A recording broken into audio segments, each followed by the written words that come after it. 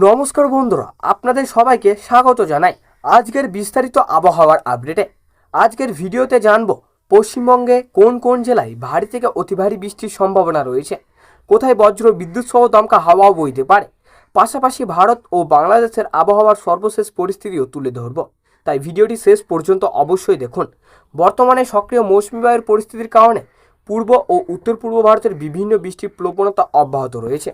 উত্তর ও দক্ষিণবঙ্গের বহু এলাকায় হালকা থেকে মাঝারি বৃষ্টির পাশাপাশি কয়েকটি জেলায় ভারী থেকে বৃষ্টির সম্ভাবনা রয়েছে। উত্তরবঙ্গের আবহাওয়া: দার্জিলিং, কালিম্পং, জলপাইগুড়ি, আলিপুরদুয়ার ও কোচবিহার জেলায় আজ সারাদিন মেঘলা আকাশের সঙ্গে দফায় দফায় মাঝারি থেকে ভারী বৃষ্টি হতে পারে।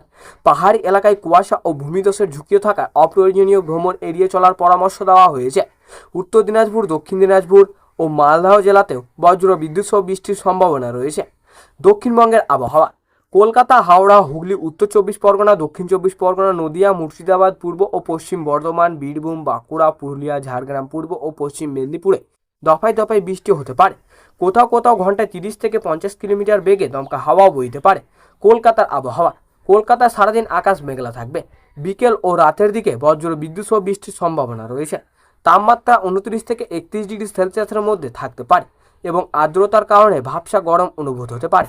ভারতের অন্যান্য রাজ্য: উড়িষ্যা, ঝাড়খণ্ড, বিহার, সিকিম, আসাম, মেঘালয়, ত্রিপুরা, নাগাল্যান্ড, মণিপুর ও মিজোরামে ভারী বৃষ্টির সম্ভাবনা রয়েছে। মধ্যপ্রদেশ, ছত্তিশগড় ও উত্তর ভারতের কয়েকটি অংশেও মৌসুমী বায়ুর সক্রিয়তার বজায় থাকবে। বাংলাদেশের আবহাওয়া: ঢাকা, চট্টগ্রাম, সিলেট, খুলনা, বরিশাল, রাজশাহী, রংপুর ও ময়মনসিংহ বিভাগের অনেক এলাকায় বজ্র বিদ্যুৎ সহ মাঝারি থেকে ভারী বৃষ্টির সম্ভাবনা রয়েছে।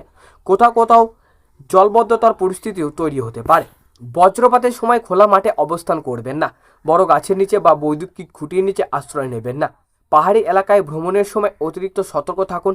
ভারী বৃষ্টির সময় অপ্রয়োজনীয় যাতায়াত এড়িয়ে চলুন। কৃষক ও জেলেদের জন্য ধান, পটল ও সবজির চাষিরা জমিতে জল নিষ্কাশনের ব্যবস্থা রাখুন। জেলেরা সমুদ্রে যাওয়ার আগে স্থানীয় আবহাওয়ার সতর্কবার্তা জেনে অবশ্যই বের হবেন। আগামী 24 ঘন্টার পূর্বাভাস: আগামী 24 ঘন্টায় পশ্চিমবঙ্গ, উত্তর ও দক্ষিণ দিনাজপুরে উভয় অংশেই বৃষ্টির প্রবণতা বজায় থাকার সম্ভাবনা রয়েছে। কয়েকটি জেলায় ভারী থেকে অতি ভারী বৃষ্টিও হতে পারে। মৌসুমী বায়ু সক্রিয় থাকায় আবহাওয়া দ্রুত পরিবর্তন হতে পারে।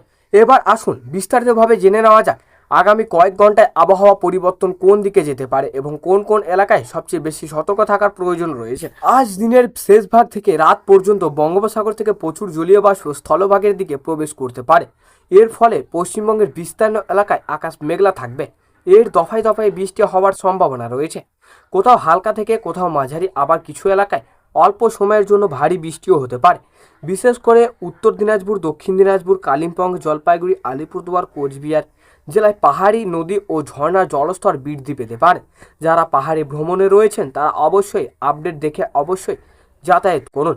কুয়াশার কারণে দৃশ্যমানতা কমে যেতে পারে, তাই গাড়ি চালানোর সময় গতি নিয়ন্ত্রণ রাখুন। দক্ষিণবঙ্গের কলকাতা, হাওড়া, হুগলি, উত্তর দিনাজপুর, দক্ষিণ দিনাজপুর, পূর্ব ও পশ্চিম মেদিনীপুর, নদিয়া, মুর্শিদাবাদ, পূর্ব ও পশ্চিম বর্ধমান, বাঁকুড়া, পুরুলিয়া, বীরভূম এবং ঝাড়গ্রামে বিকেল থেকে রাত পর্যন্ত একাধিক দফায় বজ্র বিদ্যুৎ সহ বৃষ্টিও হতে পারে।